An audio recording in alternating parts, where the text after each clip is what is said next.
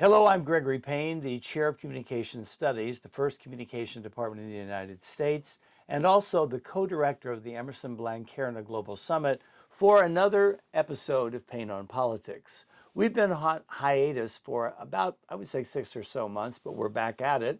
And what I would like to do today is to talk about the strategic plan, which is Extraordinary Emerson 2030. And a part of that strategic plan is focusing in on what we do in civic engagement.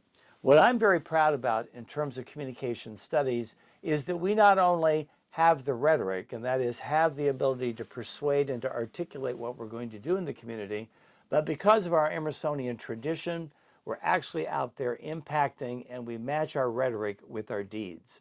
Today, I'm very excited to be talking to one of my best friends as well as colleagues, somebody who I actually got to know through the Rediscover Rosarita project, and that is Shepard Vargo. So, Shepard, welcome to Payne on Politics. It's always a pleasure to be in the legendary Dr. Payne's office. Yes, well, thank you very much, Shepard, for that. When I think back of this last weekend, we had an alumni weekend and we had many people coming into my office. And what they were doing was sort of looking at the array of artifacts. I think if you look at those, you'll probably see something that maybe is even you, Shepard, in terms of Mexico. And also, I think, especially for our cameraman, we can see if we have something from Purdue, Big Ten, and all of that. What I'd like to do, though, is I'd really like for you, Shepard, to focus in on what you do in terms of your commitment and your passion for your nonprofit, Beat the Streets. Yeah, so, what we do at Beat the Streets is we use wrestling as a form of life development for youth around the city of Boston. And there's other chapters of Beat the Streets across the country. But, my experience is that sports are a great way of getting kids engaged and building community and just having a platform for people to give back in the form of civic engagement. So, I used wrestling my entire life. It was something that I fell in love with and that, I end up getting pretty good at.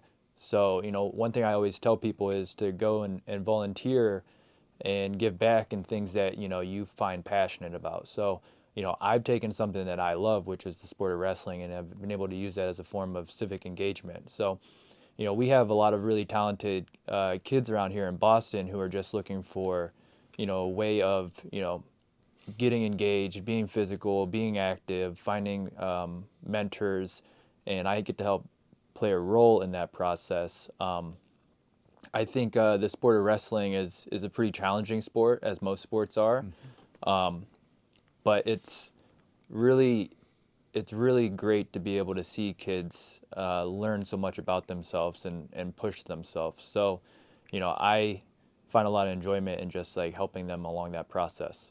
Shepard, one thing that I'm very proud of here is I'm proud that we have launched one of the most successful majors, collaborating with alums, and that is the sports communication major. And a part of that, we talk about, of course, sports punditry, we talk about sports PR, we talk about sports management and esports. But the one that I really, really enjoy is sports as soft power. And that's all about building relationships and having an impact through a particular entity like sports, or it could be food, could be art, building bridges in conflictual situations. And when I think about that, and I talk to people at Alumni Weekend, they really embrace that as an important Emerson ingredient. I think that really is a product of what you do in terms of Beat the Streets. And that is using sports as soft power to try to keep people focused so they're not getting into trouble. I think it is a privilege that I have that as my background. I think that there's a lot of great coaches out there who maybe don't have the credentials that I have, but it definitely helps a lot when they look at what I've been able to accomplish in my own career, and not just the technique perspective, but the mental and just building out how you create a whole life around your growth and getting better at something, and how that plays into every other aspect of your life. So, I can go and share experiences with them about, when I was in their shoes, because it hasn't been all roses. Like, in order to have reached the level that I reached, like, I had a lot of failures. And I think that's something that sports in general teach you. We took our kids to a camp in Belmont where Olympian Jordan Burroughs was there, and he was talking about a very similar experience. Like, he was one of the best wrestlers in his state when he was, early middle school. And then he never was I guess, champion again until college. So he had a big stretch where he felt like, man, what am I doing wrong? And it wasn't that he was maybe doing anything wrong. He was just starting to figure out how to put all the pieces together. So, my own experience with that, I get to have a one-on-one relationship with all these youth and help them through those same challenges because I see them working really hard. I see them trying to figure out how to take care of the nutritional aspect, how to juggle, their life with their family, their schoolwork, all of these things, trying to avoid the distractions. And I have plenty of experiences of my own of maybe like stumbling along that process, but then figuring out like, oh, this is what I needed to do differently. So I don't necessarily have all the answers for every kid, but if I can help guide them in the right direction and even maybe find additional mentors and support that might say something similar to what I am, but in a different way that connects with them, whatever we can do to help provide that extra piece of knowledge that might just stick with an individual so that they can reach their goals. Shepard, when I think about how we first met each other, of course, it was the Rediscover Rosarito project. And this is one where you had not been, abroad and you'd gone for the first time. And I think you found, even though there were challenges, that you really enjoyed that. Initially, I think you wanted to go back to Ohio and never travel again. But when we were down there, I told you I was going to be going on a State Department trip to Chile. And you just, said, I want to go. That had never really happened with me before. But so what happened is you went to Chile and you became a part, I think, really an advocate for, I would say, global change agents, et cetera. And what I really impressed by is you've come back this past summer and you've launched your leadership, communication, and coaching workshop here at Emerson. And that's one where you really worked on an extensive program. You had guest speakers, and that really epitomizes to me giving back to the community.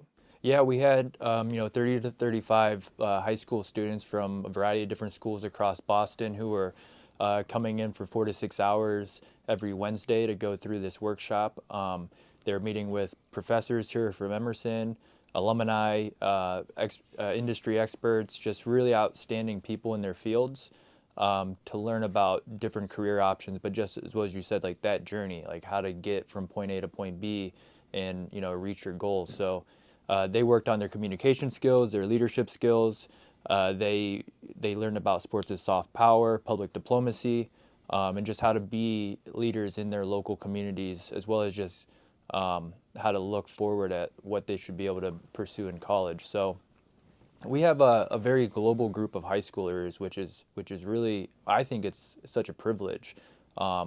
And by bringing them all together in something like that, they get to share each other's experiences and learn from each other. But yeah, Nico and I really put together a pretty good lineup of people, like Dan Russell, who runs Wrestling for Peace. Mm-hmm. He works out of the Middle East right now. He's involved with USA Wrestling. Right. We've had Nathan Tomasello, who's a friend of mine, who's also a national champion. They met with Jay Weiss, who's the coach at Harvard. We had a good portion of our CC 100 teachers come in and run a public speaking workshop. So it was, as well as meeting yourself, we had you working with Dan, and I think that's great because you both bring these great experiences to that conversation. So I think the kids actually had a really good time. Mm-hmm. In the past, I had to build a lot of trust with them last summer when I was working with them, and I think this year, seeing those youth back here on campus, they really were leaning in and very committed to what we were learning. It wasn't a classroom environment where I think they were having, a boring time. I think they were all, like, for the most part, on the edge of their seat, very engaged. And that's what you want to see when you put youth in front of people that they could learn from. The one thing I really enjoyed about coming in to the workshop, and I do want to add that it was very clear to me when we had the interim dean, Paul Mialadis, come into the workshop, that he truly was overcome by what you all experienced. I think part of that had to do with, he used sports as a way of connecting as a Greek immigrant when he first came to the country. And one thing that you have done, I think, through Beat the Streets and your commitment to wrestling as an All-American wrestler, is you really have epitomized, the art of storytelling. You, of course, connected with the Peckhams, Coach Peckham, who, of course, was an Olympic wrestler, with lots of deep roots here at Emerson. And I think what's exciting is you're kind of reinvigorating that whole approach. You met with some of the alumni people who had worked with Coach Peckham. And I know that you are very much in trying to promote, of course, that Emerson recognizes that we have some type of a Peckham event given the scholarship that the state does for him. So again, congratulations and thank you very much for your work with reestablishing the Peckham connection. Yeah, anytime I talk about Coach Peckham with Emerson, especially modern Emersonians today, I always say, I'm not going to be bashful. Emerson needs to bring back wrestling. We need to have a men's and women's team here because women's wrestling is growing really fast. And I think his legacy here is really still needs to be highlighted a lot more. And when I speak to the alums, they want to see more about Peckham's story here because he was the wrestling coach for a very long time as well as the athletic director. The alums absolutely love him. And when I was at the alumni weekend, obviously I've heard stories about Peckham just from, the region of the wrestling aspect because he wasn't just in Emerson in that Emersonian bubble. He was doing stuff throughout the whole region. As you said, he was an Olympic wrestler. So when he came to campus in the 60s, he was a very intimidating figure just because he was this guy who competed at the highest level and, the way he carried himself. But the alums absolutely fell in love with him. Mm-hmm. He had a very, like I said, he had a serious demeanor, but the stories I heard, there was a lot of humor and love behind those stories. And what he did was, he ran the wrestling program here, but he also worked in the local community in developing wrestling in Boston and then Mass. So he could very well be a figure of the Emerson legacy that we continue to shine a light on what he did. There's a local athlete from the 70s named Kenny Mallory, who is a legendary wrestler in his own way, and he began wrestling with Peckham and with the Emerson group. So he was just a 16-year-old kid who was involved in some of the busing issues that were going on in Boston at the time because there was some racial tension, and he was a young black Bostonian who was kind of going through those challenges. And he was standing around at near the wrestling mats one day, and Peckham brought him in, and he quickly became one of the best wrestlers in the country. Was a Division III Division III national champ at St. Clair, and then went on to win the national title in Division I as well. And that was just very parallel stories to what we're trying to do right now in Boston, right? Is to get our local youth to a very high level, so they can be involved in all the benefits of the sport. And when I go to Hall of Fame, the Mass Wrestling Hall of Fame banquet, every single person there knows about Peckham and the legacy. Mm-hmm. And part of that is because he has an award that goes out to 2 seniors every year, which is a scholarship to one public school kid and then one private school kid. And that award is a scholarship for them to go to college, so his legacy is continuing to go on. So I've gotten to meet with the last 4 award winners of that. One of them is from Boston Latin School, which is right down the road from here, and I'm involved with a lot of the youth at that school. And it's just really nice to see that beyond just Emerson, people know about Peckham. People have a lot to say about him. There's a tournament that's outside the city that's named after him, that's ran in his honor.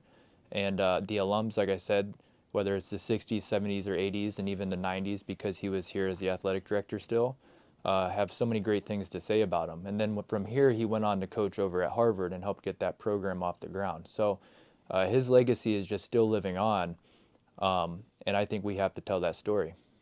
Shepard, one of the things that we've also looked at, given the explosive aspect of SportsCom at Emerson and also the civic engagement that you and others are doing in the community, is an Institute of Sports.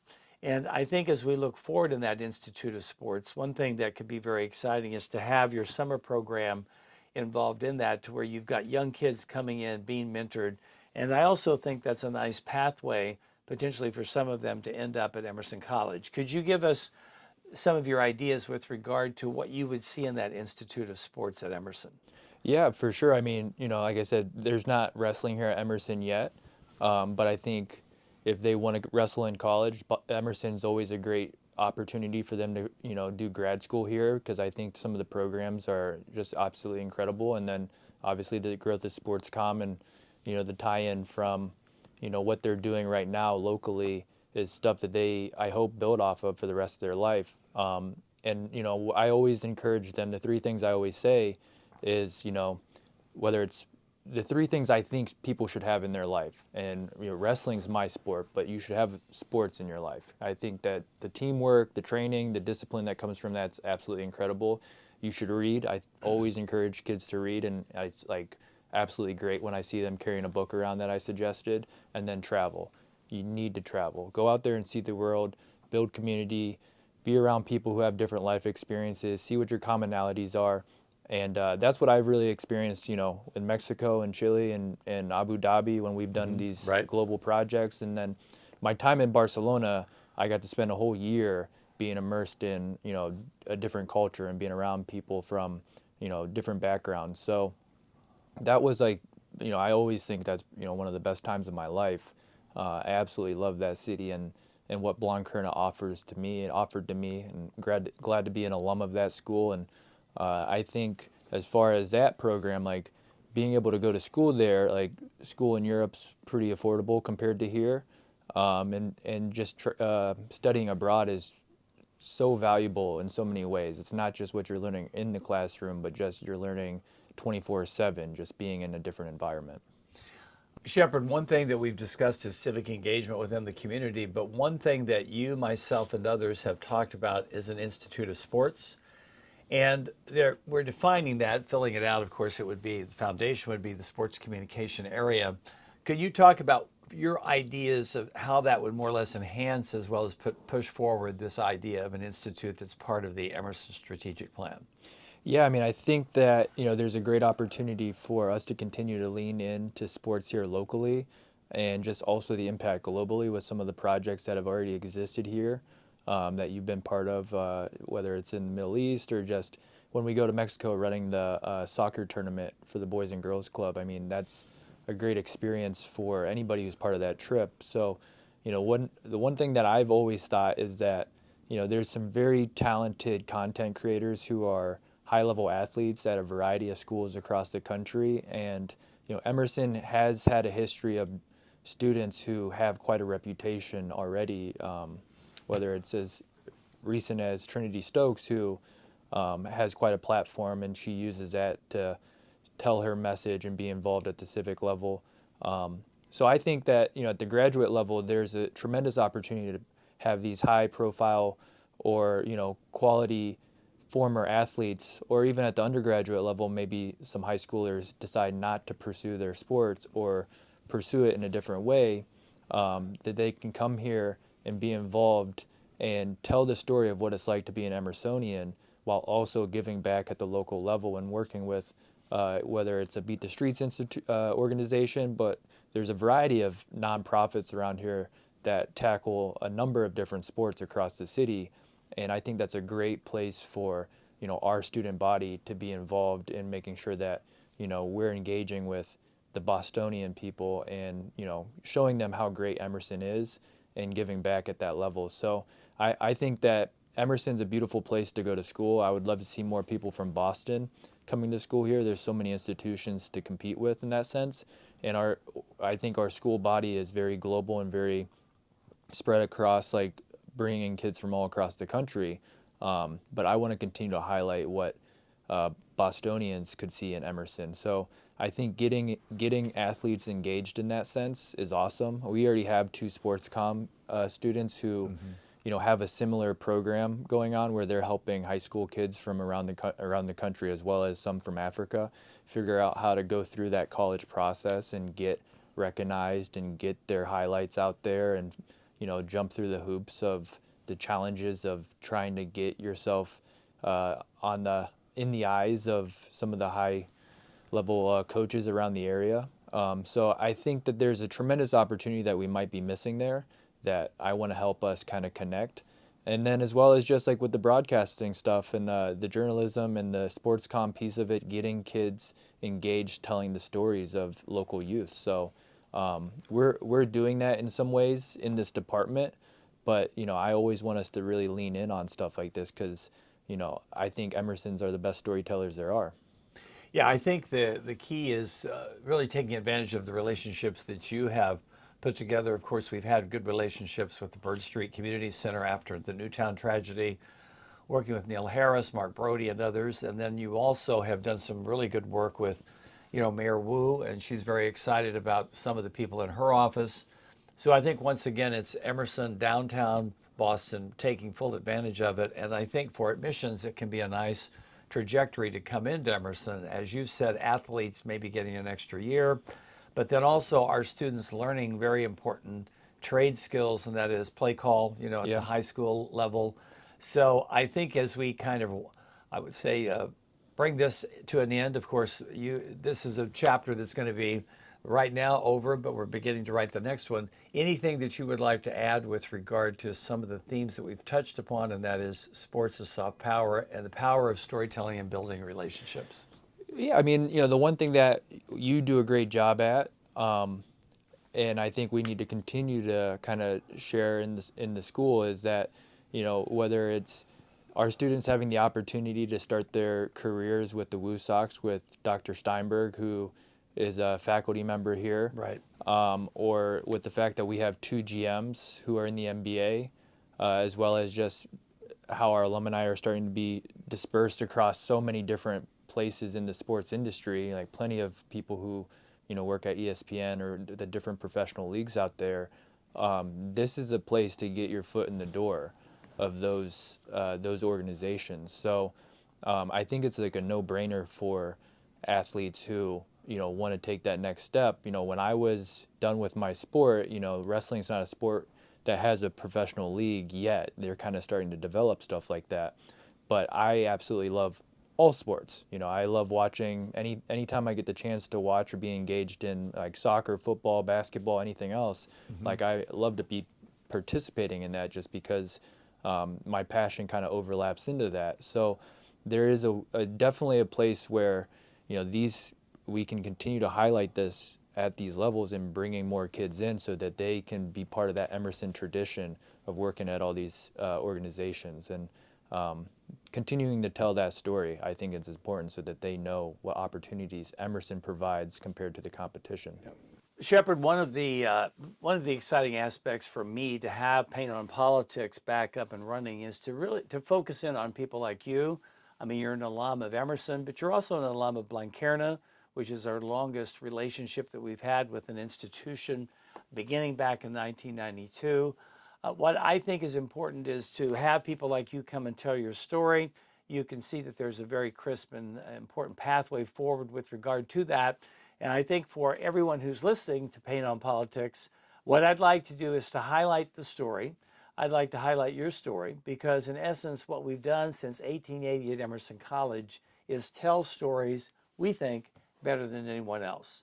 So for all of you out there, if you've got a story that you'd like to tell, contact me and we'll have you on Paint on Politics. See you next time.